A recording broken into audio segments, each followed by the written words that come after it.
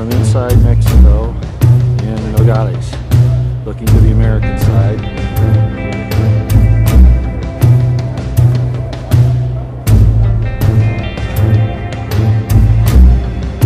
Nogales, Mexico, looking back towards the American side. This is looking over back into Nogales, Arizona. That's it right there.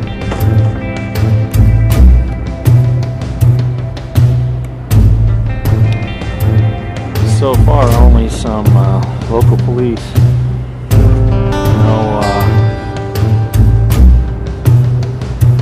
No soldiers, just like I thought. Downtown Nogales, Mexico, and I'm going to turn this around slowly. Found them yet. Doubt that they'll be here.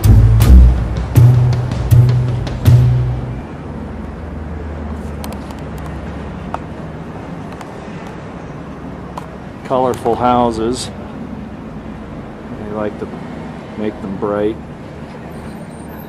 This is the border fence between Nogales, Mexico and Nogales, Arizona. And supposedly they're putting in a new fence. This one's definitely old. Had some problems. Box causing difficulties. So I'm going to stop down here and talk to these Border Patrol agents that we can see right here. You can see the fence headed on east, like we were talking about. Welcome to the documentary Borders. I'm Roy Potter. I'm the director and producer of the documentary. And due to the political nature of the subject matter, I thought it only appropriate that I open it here. Most of you will recognize it as the Alamo in San Antonio, Texas. But in 1836, this was contested territory between Mexico and the United States. In 1836, a small group of American patriots defended this mission and this territory against the onslaught of the Mexican army led by Santa Anna. Now, however you view the political situation on the southern border, with immigrants coming over to take jobs, the fact of the matter is that the southern border is our weakest point. It is the soft underbelly. While Americans are searched at airports, searched in transportation facilities, at athletic events, and soon on the streets of the United States, merely walking down the street by federal agents, these men that defended this post here did it for liberty. I'm in Laredo, Texas, and just across the Rio Grande right there is Mexico. There's a little inlet right here, and there are several Border Patrol officers just a few yards from me.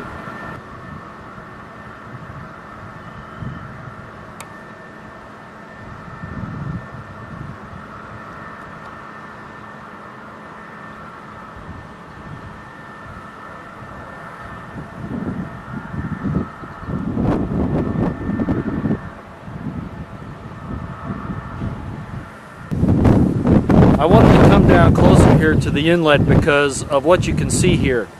Now, these two Border Patrol agents and the lights and the distance that we're talking about here would probably, more than likely, discourage just a regular citizen. However, military-trained personnel would know how to use this to their advantage to get into the country. There are no cameras here that I can see. There are lights and there are the Border Patrol agents. But military-trained personnel could definitely cross the Rio Grande here and come up this ravine and enter into the country undetected. I'm standing just up the hill from the Rio Grande. You can see it basically right over there, and that ravine is just below me. And they do have these very powerful lights here. As you can see, there's one there, and we're going to come over here and spot this other one. And they're dispersed throughout the area. And we have these two Border Patrols here. One's there and one's across the ravine. Still, not a problem for somebody trained to do it. Well, I'm heading towards Brownsville on Highway 83, and I'm about 20 miles southeast of Laredo. And what I'm finding is, of course, a lot of open space. A lot of it is fenced off because much of Texas is privately owned. This happens to belong to something called the Columbus Energy Corporation. But guess what? I can't find any patrols around here. There was one on the other side before this started, and I've seen none since. Got up on some high ground, still couldn't find any. Just an interesting observation. You can cross the river if you know what you're doing and move through this, and since it's private property and nobody's watching it, get quite a ways. What we are concerned about on the southern border is that anyone can come across there. We're going to talk about a couple of groups in this documentary, one called the Zetas, the other the Zapatistas. They're not necessarily just drug cartels. Some of the people in these groups are well-trained military professionals, and you'd be surprised who has trained them. Be that as it may, what we want to do is to secure our southern border and to make sure that our pursuit of life, liberty, and the pursuit of happiness continues in this great land. It can't if we allow our nation, our ground, to be invaded by those who would seek to remove those things from us, and also who would seek to harm us. While I'm certain that the Border Patrol does the very best it can with what it has, the fact is that a militarily trained unit can only be countered by a militarily trained unit. A paramilitary group can move through this section of the country very easily, undetected, and pretty much go anywhere it wants. My point of the military is this. Partially at the request of the United States, the Mexican government deployed Mexican troops along the Mexican side of the border. And there have been some reports that Mexican troops have actually entered U.S. soil, and I'm here to try to verify that. But if the Mexican army is needed to counter the problem on the Mexican side of the border, so it should be that a military unit is on our side of the border. Now what you see behind me here is Falcon Reservoir, Falcon Lake. And it was here last year, 2010, that some Mexican encroachments were made in this area, and there was a person killed who was riding a wave runner. Now that's only one incident, but the fact of the matter is that these things exist. I talked to some workers not far up the road here, and they were telling me that this is one of the hot spots. Again, the Border Patrol does the best it can, but if you really want to traverse this area and you're militarily trained, you can go pretty much undetected, and you don't necessarily have to keep your numbers down. Depends on how you do it. Well, I'm down here at Falcon Lake, down next to the water, and I wanted to show you something that's kind of interesting. I'll let you read this. Basically it says crossing into Mexico could be dangerous. So obviously the point is well made. And what is that? Of course the point is that if we can cross over into Mexico, Mexicans can cross over to the United States. Now what happened in the water skiing wave runner situation was that two Americans, a man and a woman, crossed over the middle of the Rio Grande. Falcon Lake is the dammed part of the Rio Grande River, and of course if you go north of here or south, you have just the Rio Grande, but here it's dammed up and it's become one of the great bass fishing lakes in the country. At any rate, this couple went and crossed over into the Mexican side. So you could say, well, you know, it wasn't a good idea for them to do that, and nobody really knows what the reason was. But again, the gentleman was killed, he was shot, and the woman made it back to report what occurred. I guess my point in this whole thing is that you can get across here.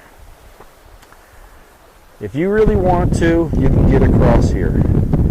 Now, most everybody that tries that, of course, is looking for work or coming for family. But there is that other element. The Zetas and Zetas. You have the problem of the deserters from the Mexican military. You know, they get paid a few $100s a month in the Mexican military, but in the Zetas, for instance, they can make thousands. So, Rio Grande, not as hard to get across as you might think. Okay, to give a little perspective on this, there's this little city of Roma right there, and as you can see, there's not much going on here. There's the Rio Grande right there, and it looks like they're building a road right here, or at least something coming up to the edge, but you can see how easy it would be to get across that. And there's really not much here. They probably have something on the river watching up and down, but believe me, that would be pretty easy to negotiate. So that's Mexico right over there, right across the river there, just a few, probably 200 yards, 300 yards away at tops. As I've shown you before, this shows you how easy it is to get across, and it's just too much for the Border Patrol to handle. I don't know what military units the Mexicans might have on the other side, but I can be pretty sure that there's not much on this side. Again, you know, what I want to point out here is that we're spending all this energy to control the interior of our country, and nothing here. Very, very little here. Yet this is the easiest place to get in. We subject ourselves to encroachments upon our very personal, private thing that we have, the thing that we should protect the most, the thing that really defines our pursuit of happiness, our liberty. We encroach upon that. We violate it with searches and with demands from federal agencies that have no concept of what they're actually doing to us, or they don't care. Yet here, a real enemy can get across. There's very little to stop them. I am in Texas, obviously. I won't say where, but this is at a hotel. The American flag is all the way up. I'm not going to show it. Well, I can show this one over here. All the way up on the staff. But these two are at the same height. The Texas flag and the Mexican flag. So, just thought I'd show you that. Said I was going to document this kind of thing. I'd like to find out who actually owns this property. I'm in Brownsville, Texas, and just down this road about a mile is the border. And as you can see off to this side over here, there's an inlet that comes in from the Gulf of Mexico. Not a lot of Border Patrol activity around here. There's a major station not far from here, but I haven't actually seen any activity. No flyovers, no cameras, no lights, no patrol vehicles. And yet, this is a very likely area to come across. You know, I've checked some of the more remote areas, and remote areas offer a problem to these guys. They can't forage as well. They'd have to carry almost everything with them. So military people are going to know better than that, and they're going to forage. So if I were to come across, like I showed you earlier, I'd come across an area where I know I can get some supplies and things pretty quick. And that's why I'm kind of looking around these areas where they're close to cities and towns. This one is still rather remote. It's kind of northwest almost of Brownsville, not quite, maybe more directly west. But at any rate, the road here and this inlet would be perfect ways to travel. And as I'm going to show you here in a minute, there's plenty of brush to stash things, and that's really what I'm looking for at this point: evidence of movement, anything that might be stashed in the area, that kind of thing. Well, I had a little success. Stumbled on a guy sitting in the brush. I surprised him almost as much as he surprised me. One of the things I got to be careful of, he was already there. He was from Honduras. A little surprised about that. He spoke a little English, I spoke a little Spanish. Checked him out, he didn't have anything with him of any consequence, some clothing basically. I checked around, there didn't seem to be anybody else in the area, glassed the area. We're going to videotape him, but he's really not what I'm looking for. Anyway, it was a little awkward that first time, so we'll kind of work on it from here. And here's that fence up close so you can see it is about 18 feet high.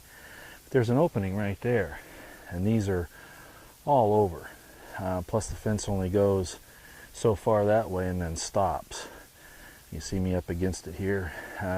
You don't have to climb it. You can pretty much get through at any number of locations.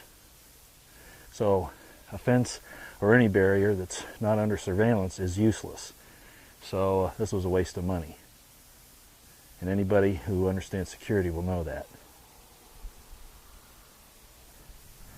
In effect, what this fence does is concede about a mile of U.S. soil over to Mexico. All of this territory back here, if they were to get up a barrier, complete the barriers on that gate, would be inaccessible to the Americans who own it. Okay, well, I've traversed several wooded areas and fields, and right over there is where the Rio Grande runs through. And this field here is one of the fields, and that road right over there is one that they apparently traverse quite frequently. And the ranchers in this area seem to think that they're not just carrying personal belongings. These guys act very unfriendly. Not like people just coming across to get work, but like they're really up to something. That they'll give you a look like they could kill if they could. And no doubt they have the ability to do that. So we're going to sit here for a few hours and see if anything happens.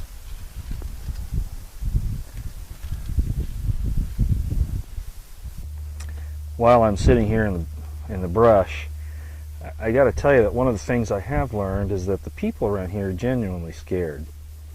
I'm in Brownsville, just across the river over there, which is about a half a mile from me.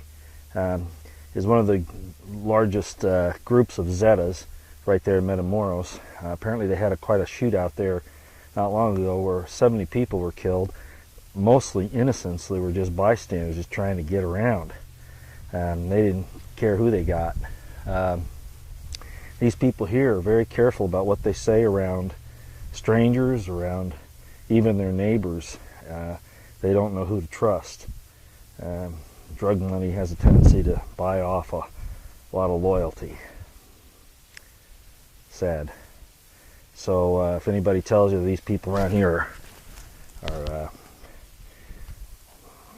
exaggerating the problem, all you got to do is look in their faces. They live with it every day. I've seen one Border Patrol car here today, and I got here at 12:30 p.m. and the first Border Patrol vehicle I saw was at 17:35, and it looked like he was headed down to one of the ranches I wasn't far from, probably on a special call. But the point is that the fence is here to funnel people, really, with nobody here to watch it. I could go back and forth between here days on end. Now, supposedly, there's some treaty with Mexico that says that we can't put this barrier on the river. I've heard that excuse, and I've also heard the excuse that, well, they can't put it, you know, where the land is wet, that it won't set well. I don't know what the actual truth of the matter is, but both of those sound pretty weak to me when American lives could be at stake. What do you think? people here are afraid to talk. They're afraid that they'll be singled out by the Zetas and that the Zetas will retaliate. There's probably some truth to that. So how do we counter it? By strength. Those troops that are in Afghanistan and Iraq ought to be here. We have enemies to the south. Real enemies. Oh, my sister used to do the water testing for the water district people until she used to get shot at from across the river. So then she quit. It wasn't worth the time. Or the danger. No, the danger not now. And we're going down to the river right now. A couple of months ago when we had all that rain, all of this was underwater. All of this was underwater. Up to the bank there. That's amazing. We haven't had that happen since '66. So you carry guns with you all the time. Do you feel endangered? Well, let's just put it this way: we're more cautious than we used to be. You got to know your surroundings. I worry for my mom when she's at home during the day because she's alone there. And the water's up today. You'll never believe this was down to the sand yesterday when Saturday. Is that right? Saturday so when I brought the reporter by. This is a man-made dam. It's all rock. Who made it? Our side did. So the U.S. side made this little dam. So fast. Yeah. Now that's Mexico right over there. That's Mexico. It looks like there's a car right there sitting on the... Yeah, he's shrimping. He's getting his bait. He's over here with his fishing net. He's not one that I'm worried about. Yeah, that's his net right there. Now, when we're out here, if we see people in the trees, that's the signal that we need to get out of here. Why is that? Border Patrol has told us that when they're in the trees, it's a sign that there's going to be a crossing of either dope or people. Wow. And the last thing you want to do is be in their way. Yeah. We used to come down here, and we got to play along the banks there, and it was a lot of fun. But now it's not safe to come down here. My brothers used to come hunting out here. But we feel it's just not safe, and coming down here with a rifle would be antagonizing the other side or bringing attention to ourselves, and we just don't feel that it's safe any longer. We've known some of our neighbors also that have had problems coming down on their banks and having altercations.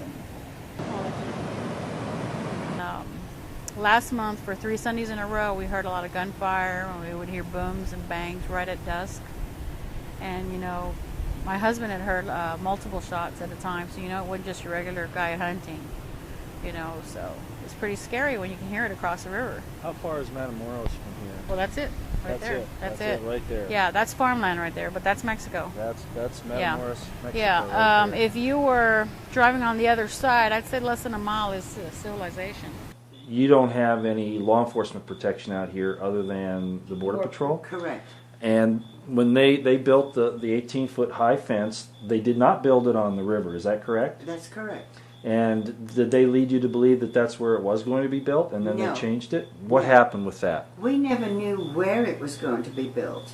No one informed us. We were not permitted to ask. Nobody gave us any answers, did they? We had town hall meetings. We weren't permitted to speak. It's just unbelievable the way that we as American citizens have been treated.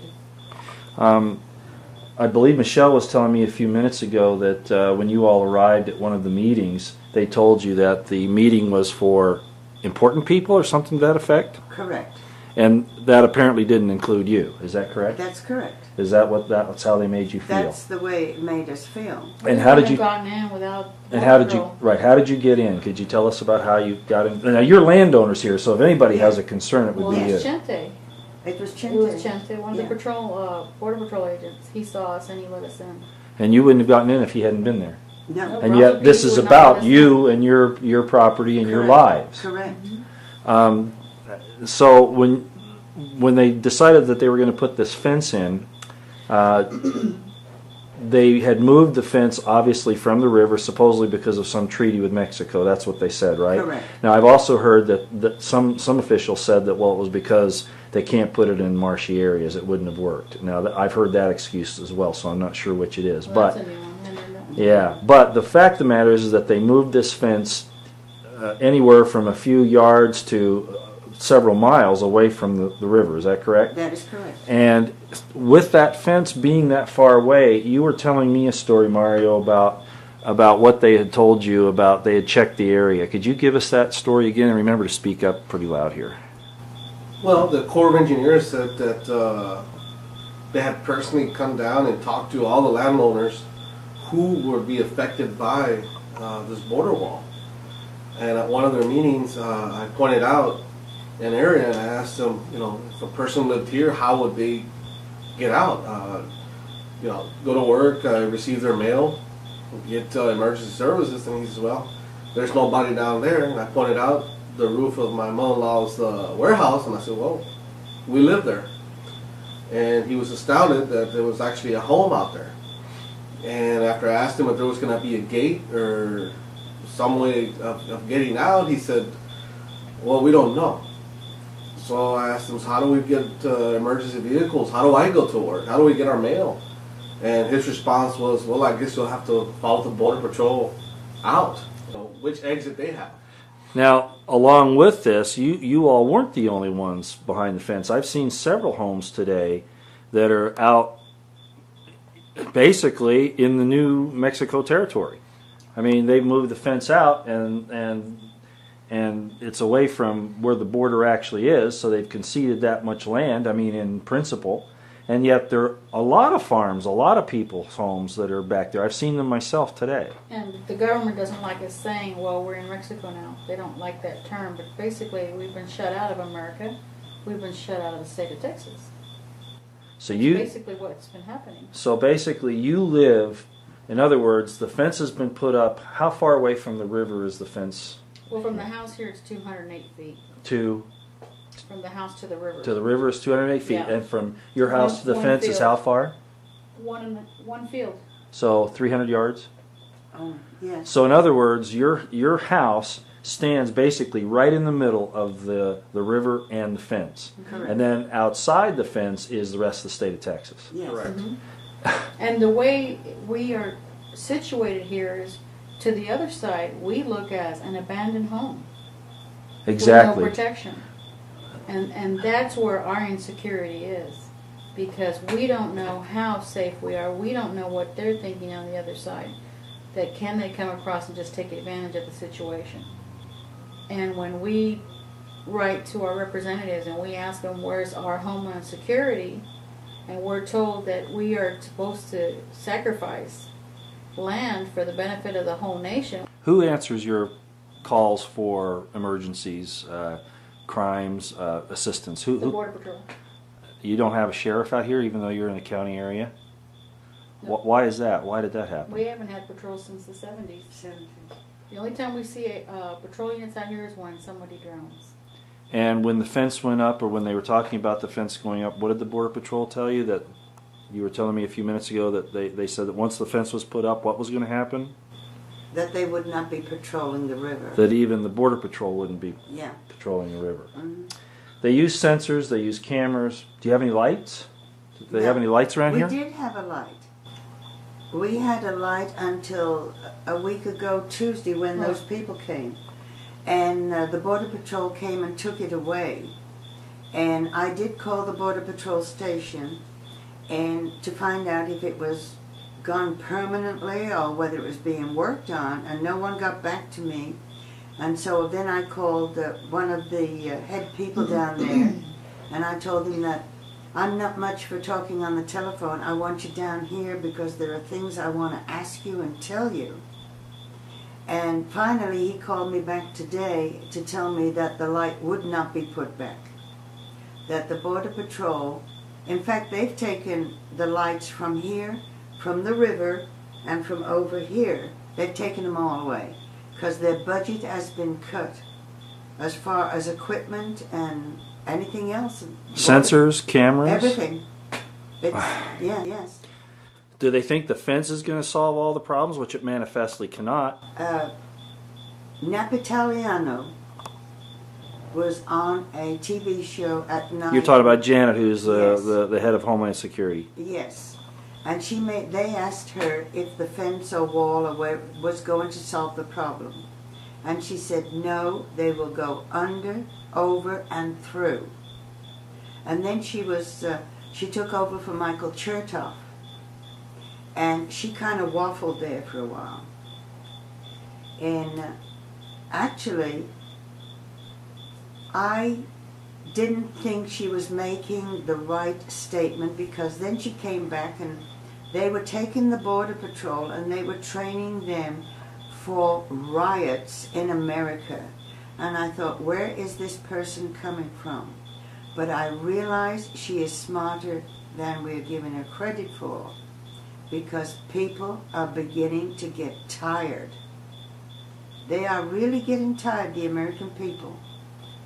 The pendulum has swung and it is going back. So what you're saying is that what she was saying is true. The government is afraid of the American people being upset that their government isn't doing their job. That is correct. And so she admitted Yes. admitted that the government security forces, military forces, whatever, are there now to control the American people, not to control That our is borders, correct. not to control, or give us Yeah. true protection and Yeah. security. When she was in Arizona, she was completely against the fence. Yes. She said it wasn't going to work. When she got appointed, she did a turnaround so quickly. Well, I'm sure you all understand, and I mentioned this to you earlier, and you all are very familiar with this. A barrier is no good by itself. You have to have observation of that barrier somehow, be it by camera, be it by personnel, watchtowers every half mile, whatever. A barrier by itself does nothing. Now, I've heard that they say that, well, it channels people into areas where we can see them. Do you know how many times I went back and forth across that barrier today and nobody came to check me out? Yeah. Okay, so the Border Patrol, I was on that barrier line going back and forth for 5 hours today, and I didn't see a Border Patrol agent one.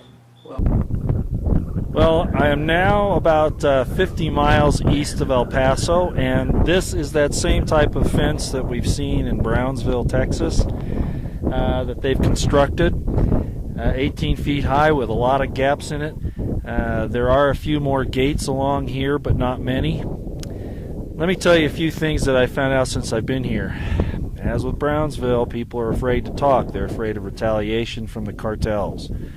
Now, this fence, I don't know how far it goes that way, but back this side, it stops probably about a mile from here, maybe a half a mile, and then there's nothing for many, many, many miles.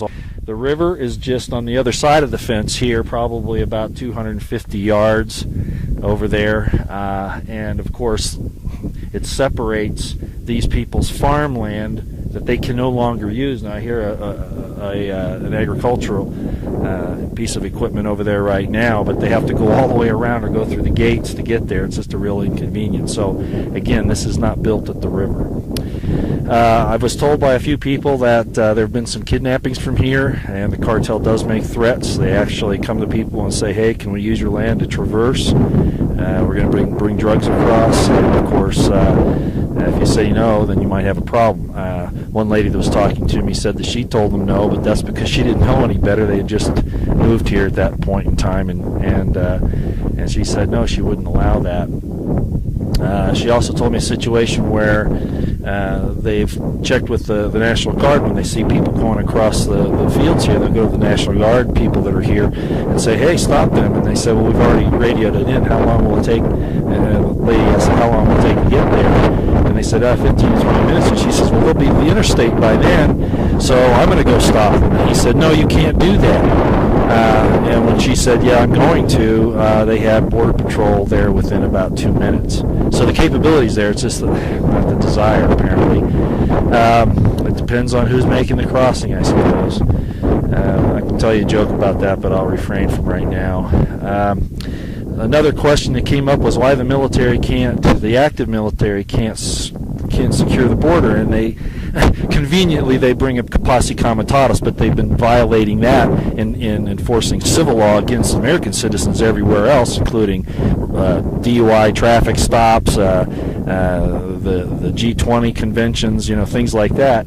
Well, here we have a real border problem. Posse Comitatus does not say that the military can't secure our borders. It doesn't say that. It says that you cannot use active military to enforce civil law against United States citizens. That's what it says.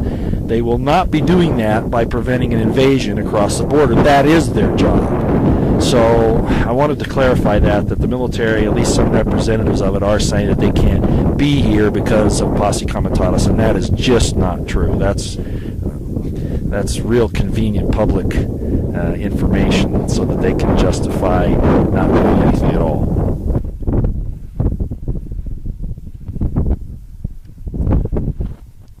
Now I wanted to show the border here where the fence stops. Now I've been told I need to be careful out here. They have had people shot on this side of the border from across, so I'm going to go take a look at some other areas, but I wanted you to see this. Now here is that fence a little more up close. Like I said, the river is just basically about a quarter mile on the other side. Okay, I am now west of where the fence ends, and I'm going to drive down to the river here, and you can see that this whole area here is wide open. Wide open.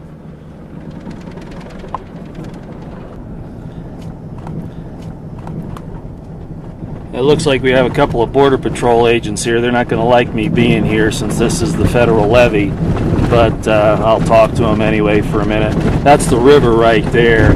You can see in the tree line, just right there is the river. Right in those trees. Actually, they treated me pretty well. They told me where the guy's house is that I'm looking for. It was the guy who actually told me how to get down here. So we'll head back out on the road now and head further west. A lot of open area out here. These Border Patrol agents are not trained to take on paramilitary forces or to know how they could sapper through an area like this. Sapper meaning sappers are trained to get across enemy lines, and this would be extremely easy to get through here without being detected. Even with ground sensors and cameras you could do it. I'd demonstrate, but not right now.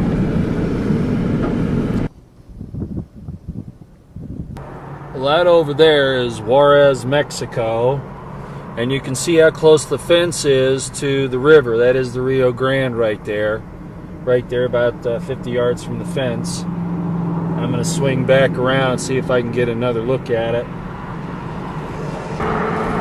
Here's the fence again, right along this road. And that is Juarez on the other side, if you can see those houses. It's a little tricky doing this on a one-way streets, things like that, but this is the fence, just this side of the Rio Grande, just this side of it. Border Patrol right there. This is the levee. The river's just on the other side of where that Border Patrol car is, and that's Juarez right over there. See if I can stop and get some pictures here for you. So as I was saying, there's Juarez, and it's really dusty today, sorry about that, but this is right next to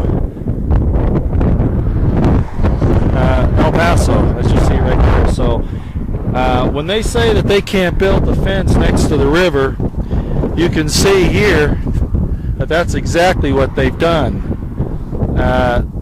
That fence is maybe 100 yards from the river, if that, maybe 50, maybe 25 in spots. Because there's the river right there, and there's the fence in this area here.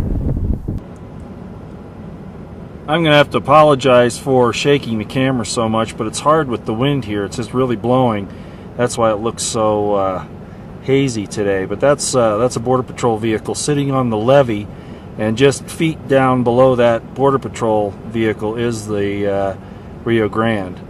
You can see that the border fence really isn't here. They have this fence here with the top guard facing this way instead of the other way. which is not quite right. But that's Juarez right over there if you want to take a look. Right there.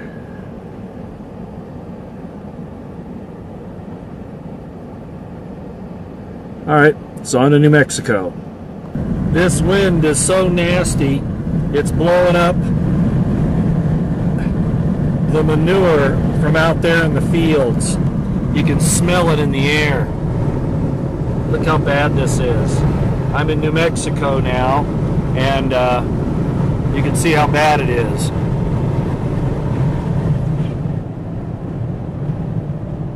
Like I said, the wind is blowing the manure, the cow manure, the horse manure, and all sorts of other manure all over the place. Look how nasty this is.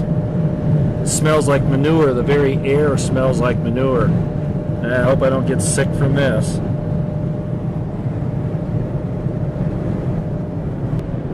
Wow, it's been a long day. Well, I decided not to stay too long in New Mexico. The windstorm has just been too bad. It would be really of no advantage for me to try to do much here. Very thick dust, and there's more coming. So I'm going to head on over to Arizona. That's really where I'm interested right now because of what's going on in the Buenos Aires National Wildlife Reserve. So anyway, here we are. We're headed off to Arizona. We're south of Sierra Vista, and you can see this is the fence line here. And I want to show you going up the side of the mountain here. Just a second ago there I was looking towards the east. This is towards the southwest, and you can see the fence goes up that mountain there, and it stops right about there. The mountains they consider a natural barrier. I just talked to a Border Patrol agent here in Coronado, and I'll tell you more about what that's all about. But this is one of their stations, lookouts here. They also have National Guard in the area. Well, the Border Patrol agent here told me quite a few interesting things.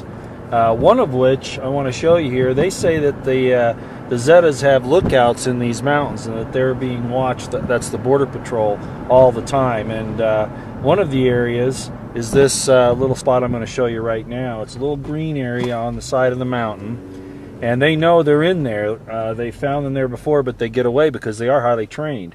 And it's right up there on that mountain right there, and the spot is all that green right in there. They can hide in there, and they're probably up there watching me and whoever else comes through here, but of course primarily the National Guard and the Border Patrol, because then they'll radio and give that intelligence information to their people on the other side of the border, which is just on the other side of that mountain. Literally just the other side. One of the things that the Border Patrol agent officer told me is that this is a high area of traffic for the Zetas and for what they call bodies and drugs. The bodies are people that have been paid for by someone in the United States to get across the border, and they'll bring them through here. Not many workers come through here, people that are looking for work. It's too rough for most other types of people. So this is principally used by the drug cartels because they can conceal themselves, and there's so many places that they can get through undetected, even with the saturation patrolling that they have here. So we're in the Coronado area up by Montezuma Pass, and I'm going up a little higher to try to get a little better look around. We're about almost 7,000 feet here. A little out of breath. It's been a while since I've been up this high. I'm now up on one of the peaks up here. Montezuma's peak is right there to the left, and I'm on this peak that's further west, and then the saddle with the road goes between those two. Down here you can see the fence line as it goes east, but you'll notice that as we come across the mountains here, there is no fence. This is wide open. There might be a barbed wire fence down there between the borders with some concertina, but nothing of any real significance. Now, as a military guy, I'd like to talk a little bit about the mountains being used for travel by paramilitary groups like the Zetas. The fact of the matter is that while observation posts would be very good up here, and that green area that we were talking about before back on that mountain you can see behind me, the observation post would be up high. I doubt that the travel goes over these peaks. What they would do is find an elevation point, what we call a grid line, and rather going up and down and up and down, they'll follow that grid line at a specific elevation around the mountains. They don't want to go out in the plains like we have over here, maybe at night, but I mean, you could still do it. But if you choose to use the mountains, you're going to want to follow a grid line. That grid line is a specific elevation. So in other words, I'll show you what I mean by that. Okay, let's say that they are traversing that mountain right there. Yes, they'll climb up to a certain point, say about where that little ridge is right there, and then what they'll do is they'll travel horizontally at that altitude or that elevation. Now there's a rock outcropping there, so that's a little different, but you'd follow it basically at that same elevation. That way you're not going up and down and up and down and up and down, still using concealment as you go. The guys that are in the observation post, wherever they are, can see ahead of them and warn them in case anything's in their path. A point I need to bring up here, Coronado National Monument, Memorial, whatever they call this, they still have tourists here. They have the warning signs, but the tourists are still allowed here. Where I'm going to take you next, to Buenos Aires National Wildlife Reserve, is quite a different situation. So if they're concerned with trafficking in this area, Zetas going through here, and they don't close this, what's going on in Buenos Aires National Wildlife Reserve? I think we're going to find out, and especially considering the fact that the U.S. Army Military Intelligence School is so close with all those intelligence assets available to it. So we're going to go take a look.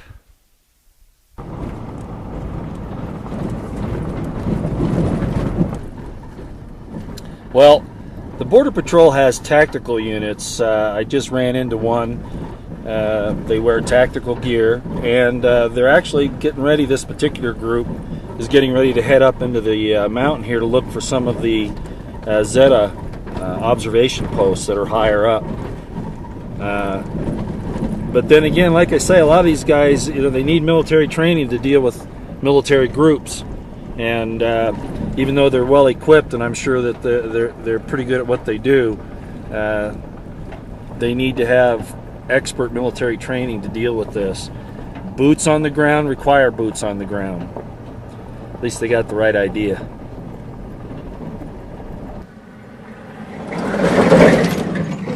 Have a whole lot of them moving up through here. I'm sure they've located something and they're going to go try to get it. Tactical team member there. Don't want to watch his face too close.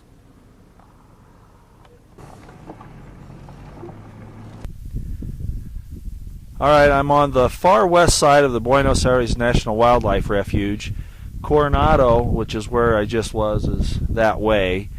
And we're quite a ways from Fort Huachuca now, but that's because we're on the far west side of Buenos Aires National Wildlife Refuge here. The other side, the east side, is closer. Now, the reason why I'm here is because this area has been taken over by the drug cartels, the Zetas, and the United States has basically said to the American people, we can no longer hold on to this property. We can no longer control it, even with the Border Patrol out here, who do a very good job, by the way, and other enforcement agencies. We can't hold on to this land. So, American people, it's best if you just stay out of here. And I'm going to show you some of those warning signs. As I mentioned, we're at the Buenos Aires National Wildlife Refuge, and 180,000 acres or thereabout have been closed to the American public because the United States government says it can't guarantee your safety here, it can't control this property. Now, the area that we're talking about goes from about Sassabee, where I am right now, east of here about 5 miles to the Coronado National Forest. And it's about, I'd say about maybe a mile wide, maybe a couple miles. I'm not sure the exact size. But this entire area that is U.S. property has been closed off to the American public. Looks like there's a National Guard outpost or a military outpost of some sort in this closed off section of the Buenos Aires refuge. And looks like they've been here for a while. Here's another one of those outposts. Border Patrol with the National Guard observers. As I've said, the National Guard are not allowed to engage. They observe and report, and then the Border Patrol engages, makes contact. That post is in the closed area. Looks like about a quarter mile in. We're at the southernmost point of the United States here as far as the Arizona border is concerned. This is the Buenos Aires National Wildlife Refuge. We're looking into the area that's been closed to the American people. And probably rightly so. This is a dangerous area. This and the Coronado Forest are definitely high traffic areas. The fence follows the border here, and from the looks of it, the closed area is probably a mile or two wide and about 5 miles long. And the interesting thing about this is that on the Coronado side, you're really close to the border there, but it's not prohibited to the citizens. And yet, I know for a fact that we've been told the Zetas go through there frequently. Here, it's not the Zetas so much, although of course it does happen. They talk about here getting up to 30 people in a group trying to get across, and then they just quit. But I get the feeling this isn't really the dangerous area that they've been saying to keep people out of. But we're here to find out a little bit more on that. The terrain here is perfect for concealment and for movement. Lots of small areas, small draws, bushes, depressions. This is the road that goes alongside the closed area. Now you're looking into the closed area south.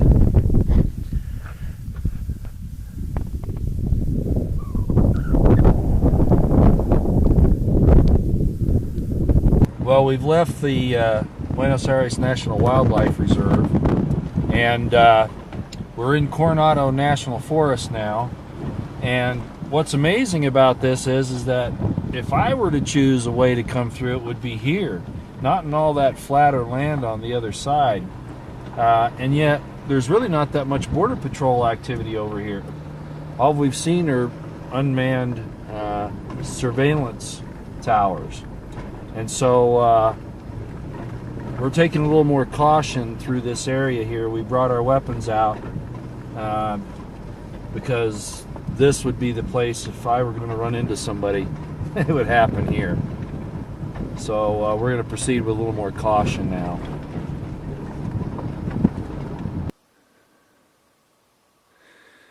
Okay, well, I'm at the Buenos Aires National Wildlife Refuge. And what you see down there is Sasabe, Arizona. It's right on the border. And we're looking almost right into that exclusion area that's about 5 miles long and about a mile to 2 miles wide. You can barely see the fence there. So this whole area that you're looking at right in there is all the area that Americans are no longer permitted in. Now, I'm going to show you the rest of the area here so you get an idea of how large it is.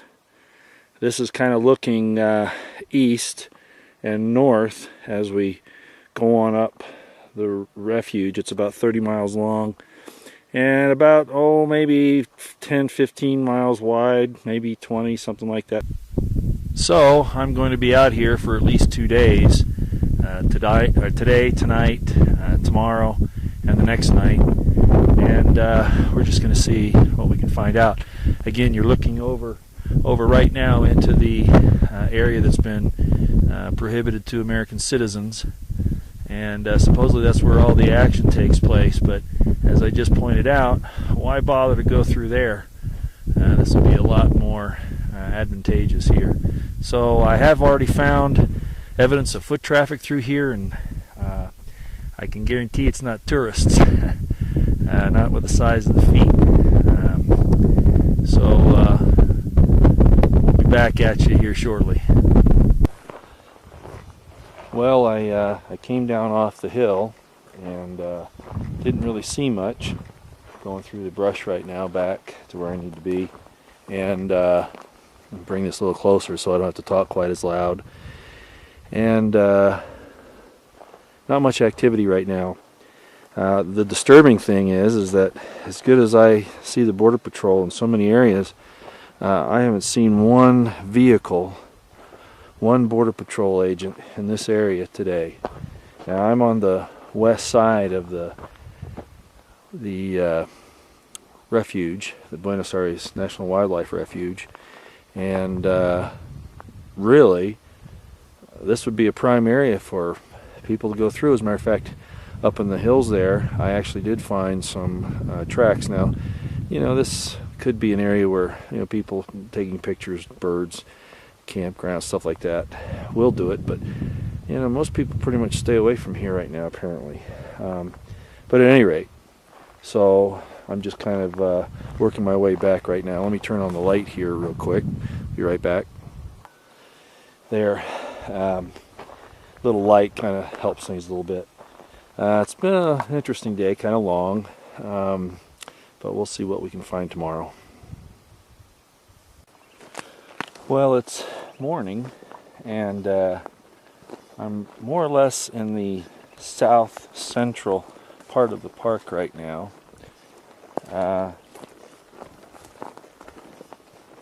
About maybe 2-3 miles from the border, and I'm just hiking south. Alright, well, this is why I say that it's important to get out on the ground. When you have boots on the ground, you have to have boots on the ground to find them. Now, what I have here behind me, as you can see, this is a very well-traveled trail. This is used probably every day. The closest thing I've seen that the Border Patrol might have here are tick riders. Those are guys on horseback, but they're not even here. I can't find any evidence of any horse hooves. But definitely there are people tracks here, and let me show you what I found. This very well-worn trail is down in a gully, so it would be easy to hide. Now I'm sure the Border Patrol and the Forest Service or whoever knows these things are here, but the point is, if you traverse this correctly, if you're militarily trained, you can get a long way without anybody seeing you. Proper lookouts, point men, reconnaissance, and it's not a big deal. It really isn't. So this is an extremely well-worn trail. They might have some sensors around here, Border Patrol. There might be a camera, but I really doubt it. I think most of their effort is right down on the border, which raises some other questions. That exclusion area I was telling you about earlier. Alright, I've gotten above that ravine, that gully, and so I can look down into it. Now I'm going to be very careful here. If I were anybody, but especially a Zeta, somebody who's been military trained, this is the kind of area I'd hold up in the day. Lots of places to hide, and I'll show you what I mean by that as we go through here. Not just trees, but little impressions in the ground, things like that. So I'm not going to do much talking while I show you this.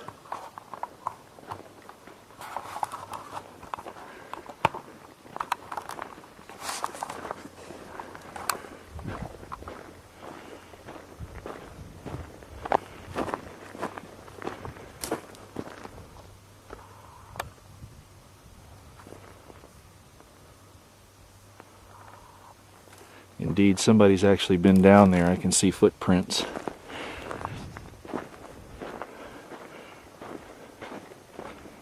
Just outside the gully, like I was telling you about.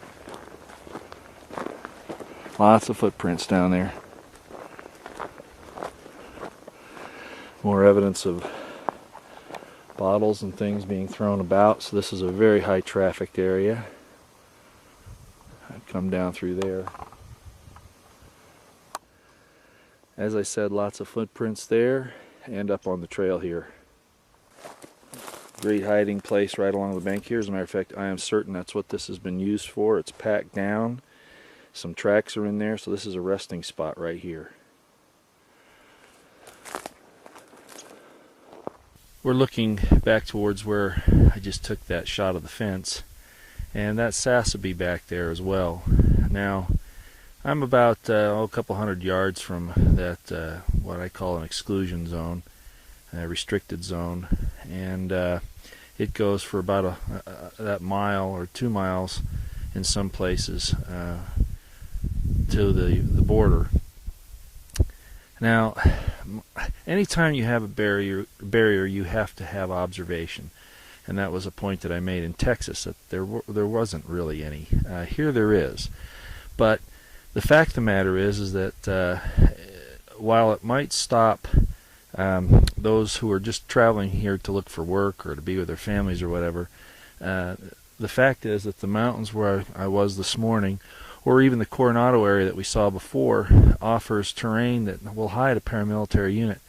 And again, the only way to find these guys is if you're on the ground, on boots. Helicopters aren't going to do it. I mean, sure, they have thermal imaging equipment and things like that, but they're not 100%. So you need to have people out actually looking for sign.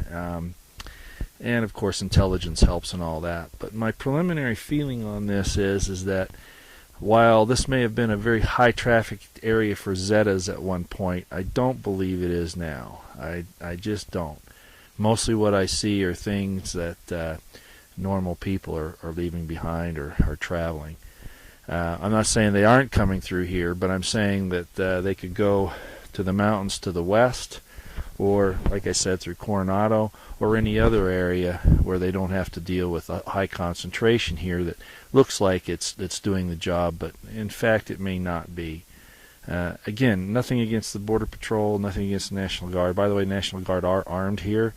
I was told in Texas they were not. Here they are. I talked with them. They are carrying live rounds, and they're wearing flak vests, full combat gear. Even though they're only observing and reporting, they do know that the Zeta activity is still possible.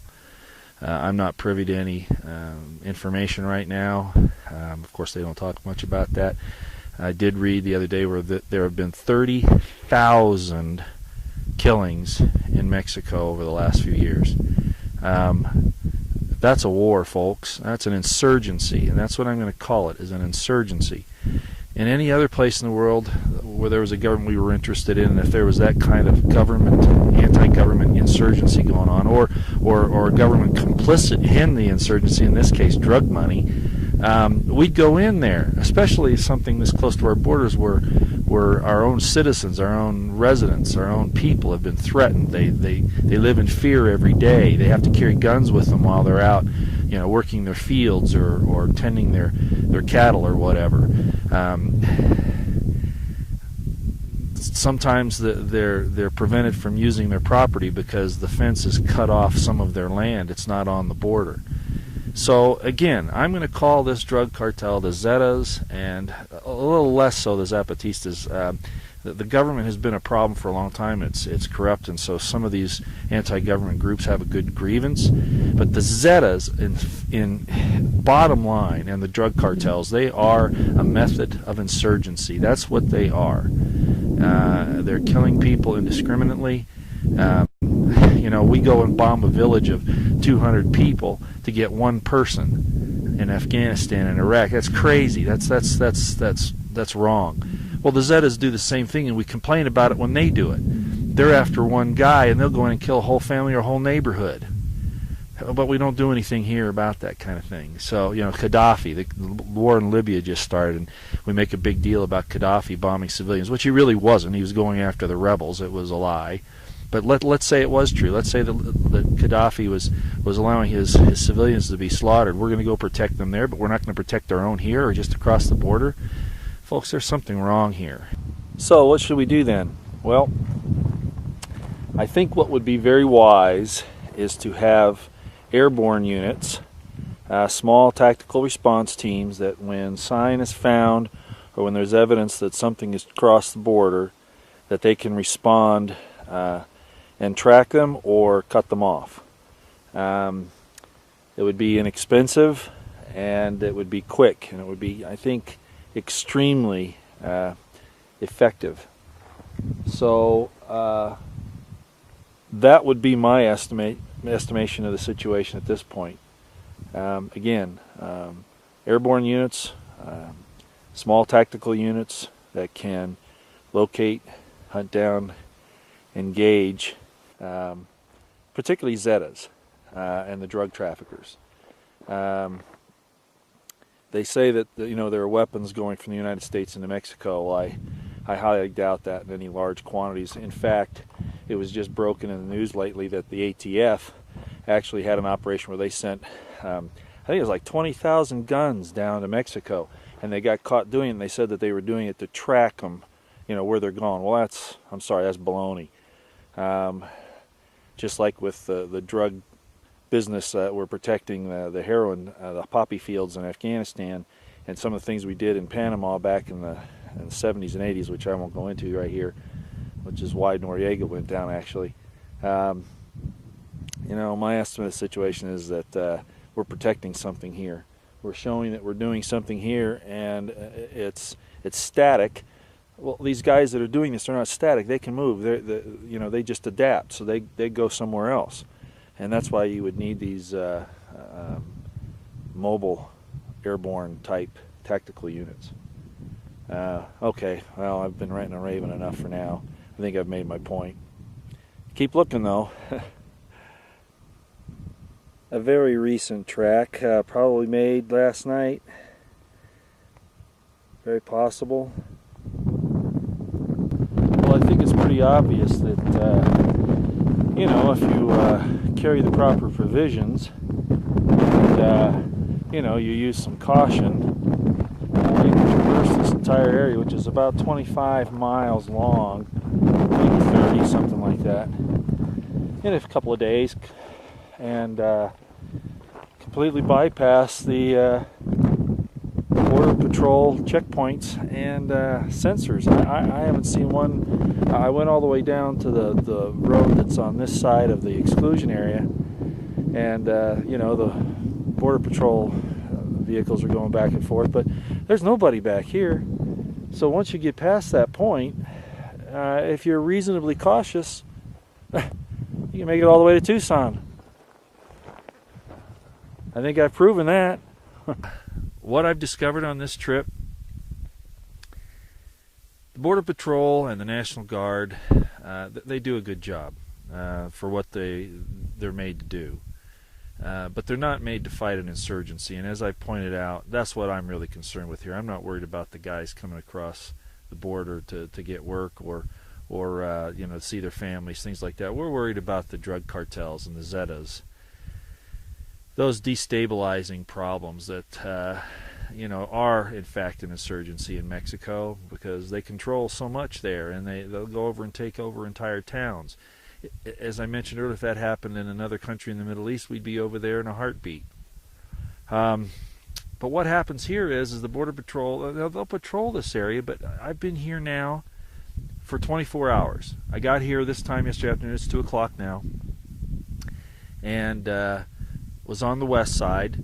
Didn't see a Border Patrol agent until possibly late at night. As I mentioned, there was a vehicle that came by. I don't know that it was Border Patrol because I couldn't see. I don't think it was. Now all day I've been here. The only Border Patrol I've seen is right down on the exclusion area border road, and nothing up here. So what am I saying? If you can figure out a way to get past the fence, either going around it because there's so many places to go around it, or through it if the gates aren't on, or climb it even if it's not being observed in an area, which in a lot of places it isn't.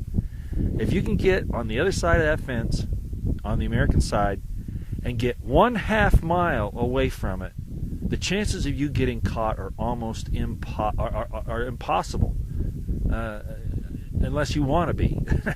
I mean, right now I've walked 5 miles north, and I haven't been observed questions or anything. And I imagine that most of these people that do this bed down in the daytime, because it's really silly to travel in the day. It's better to move at night.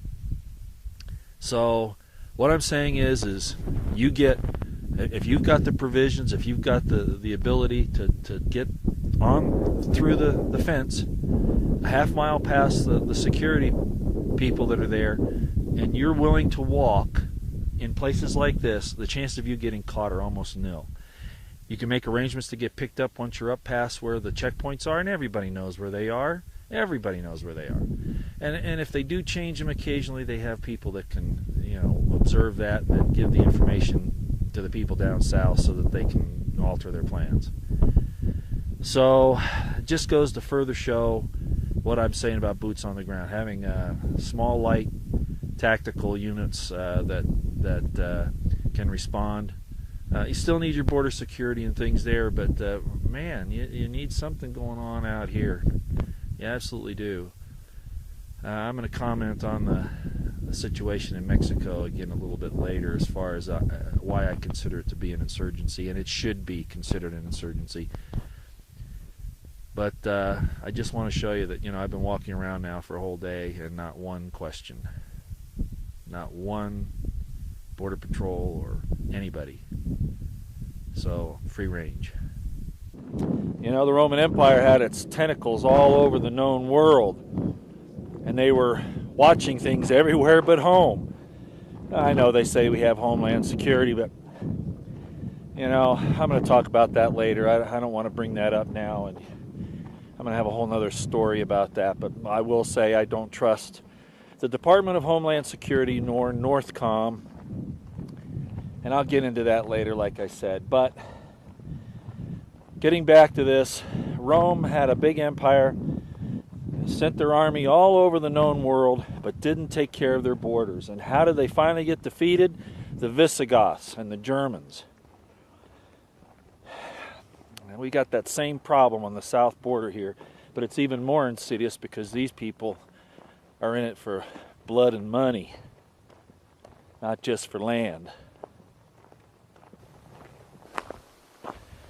Well, it's getting at that part of the day where the video won't have enough light to really get anything at a distance. So I'm going to go ahead and shut it down. We've spent 2 nights here by tomorrow morning and found some evidence. Haven't found any people, but that's always hit and miss anyway.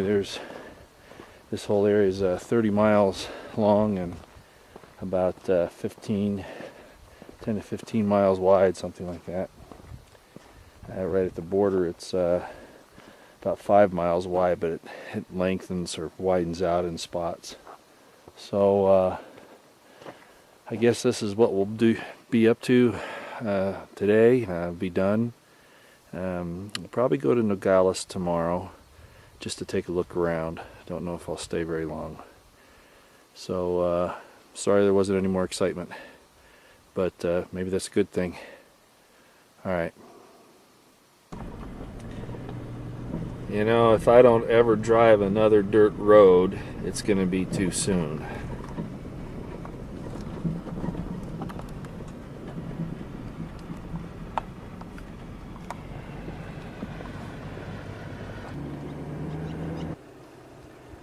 These are some of the documents that are posted at the refuge here, telling you about the illegal activity, the dangers involved, armed bandits, armed drug dealers, and I can't really show it to you too well because obviously, it's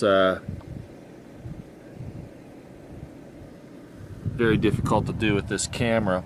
This one talks about the closure of refuge lands adjacent to the border.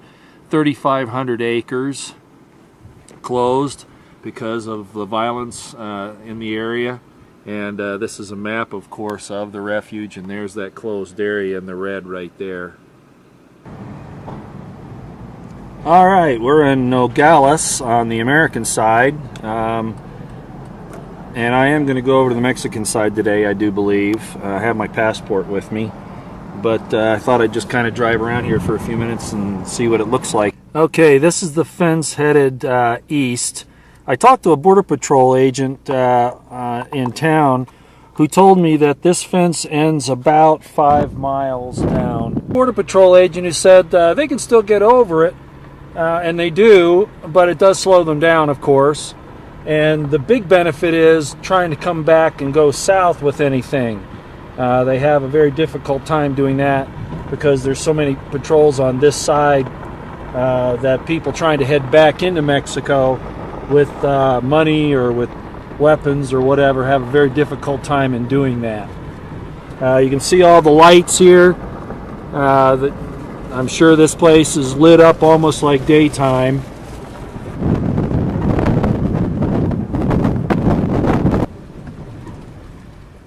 As you can see, you could pass anything through the fence you want. That's not really a problem, and you could get over it if you really needed to. One of the crazy things are these hills. I have to put it in low drive, and even in four-wheel drive on occasion to get up and down these hills. They're really steep, as you can see here. Fence that's very similar to some areas over in Coronado and along the border elsewhere, where it's designed to stop vehicular traffic, but of course it's not going to stop pedestrians, people on foot. They're the same things that they use to try to slow down armored vehicles in the military. And of course, this is very questionable as to how good this would be. It looks like it comes down to the river down here, and maybe that's one reason why they haven't been able to really do much about it. Well, as I was showing you, this comes down to the river, and maybe those Border Patrol vehicles can make it through that, but I just don't trust mine, so I guess this is the end of the trail for me.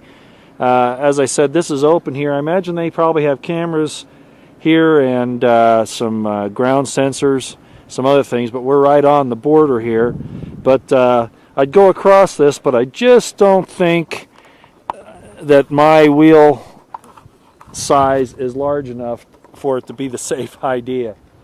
So I guess I'm not going to be able to go see the Army units or the Mexican Army units that are over there, but I have been told by the Border Patrol that the Mexican Army isn't real active on that side. They don't really do much. They're there on occasion, but not frequently. I don't know what the extent of that is, but I'm sorry I can't get you any further. But we got the idea anyway. Well, put it this way. Mexico isn't real concerned about people crossing the border and coming over here. And I suppose they're not really too concerned about them coming to the other side. When you go over the Mexican border, Customs doesn't talk to you. They just wave you through, the Mexican police. I've had occasions where they stopped and searched me, taken my bags apart, but that was years ago. Maybe somebody else has had a different experience lately. But of course, when you come back from the American side, they're checking your IDs. When you're coming back to the American side from the Mexican side, they're checking your IDs, your passports, all of your information. And there was one armed guard on the Mexican side that I saw, probably a Mexican federale. But of course, on our side, there are half a dozen or more. Well, where I stopped there by the river looks like it's only about a mile till the end of the fence anyway. And then out that way, where the fence isn't, is supposedly where they have Mexican Army units on one side and maybe National Guard on the other. Now, I'm too far away to really see here, but I'll take their word for it. But like the one Border Patrol agent said, they're not real committed on the Mexican side, at least from the view of things. They're very inactive in this. And of course, as you can see here, when you compare the protection on our side, on the American side of the border, on the U.S. side, and then you see what they have on the Mexican side, it's virtually nothing. Well, it is nothing. So how committed is the Mexican government to ensuring that the border is protected? Well, look at it this way.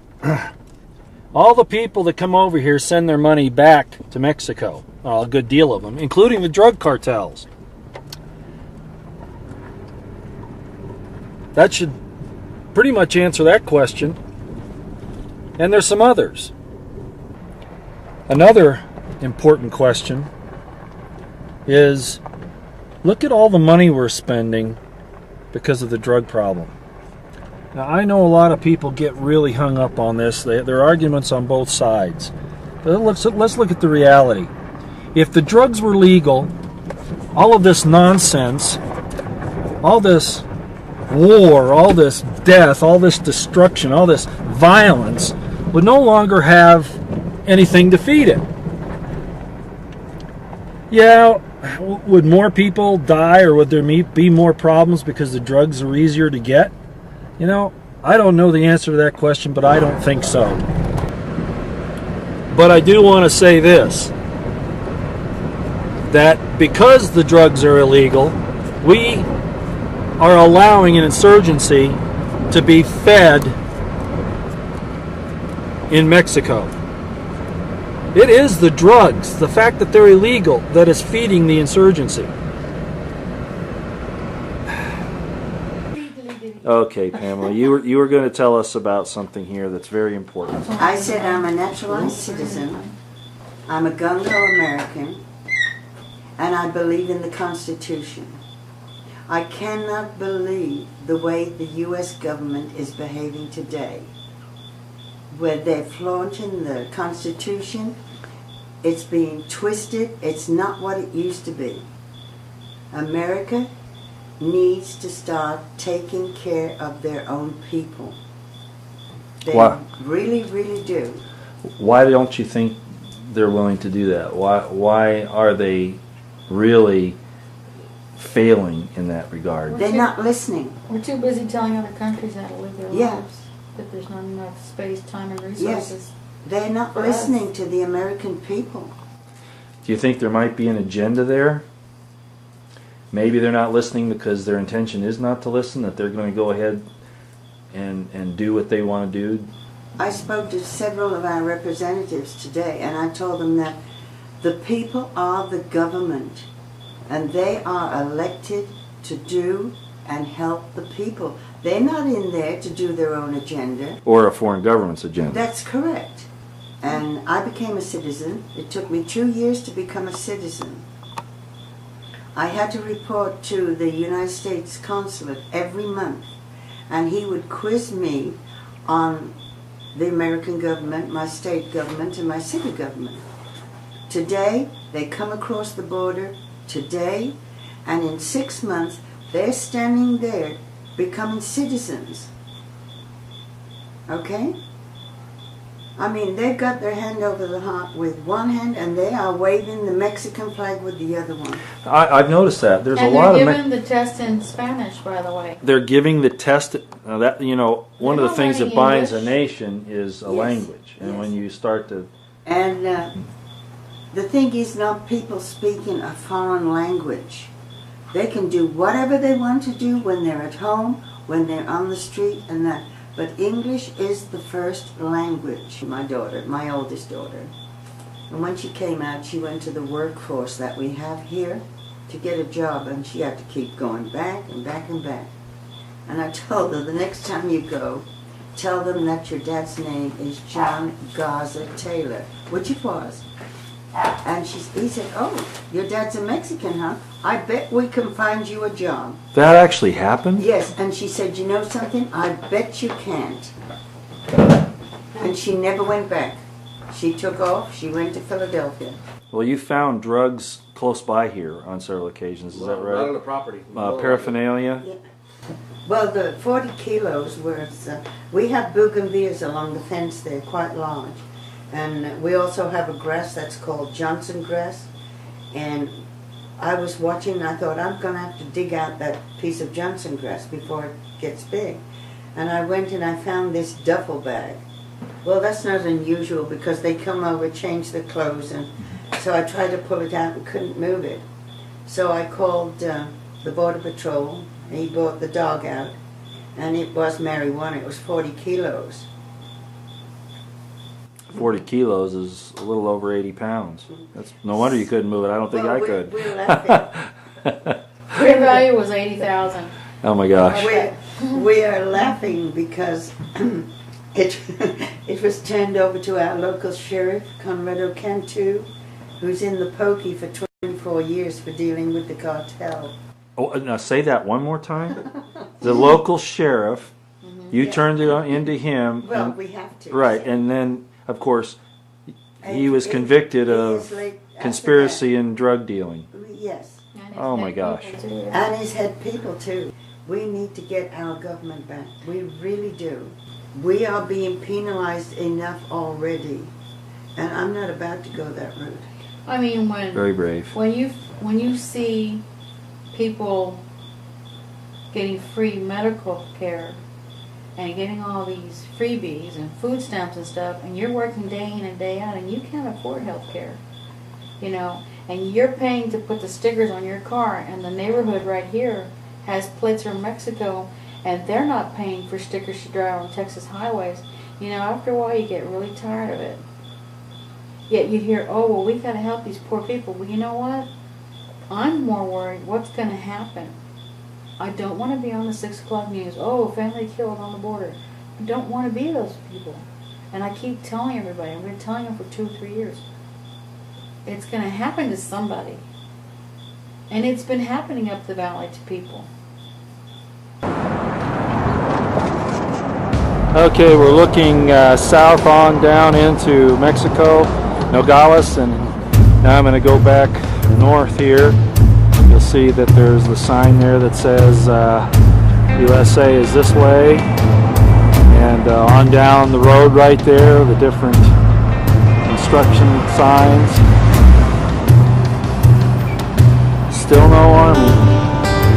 And Nogales isn't the worst place in Mexico, but it's still not the safest either. For the record, I don't even see any kind of security equipment around here at all. The different stores, especially jewelry stores, will have security guards. Sometimes armed, sometimes not, but that's about it. Not many cops.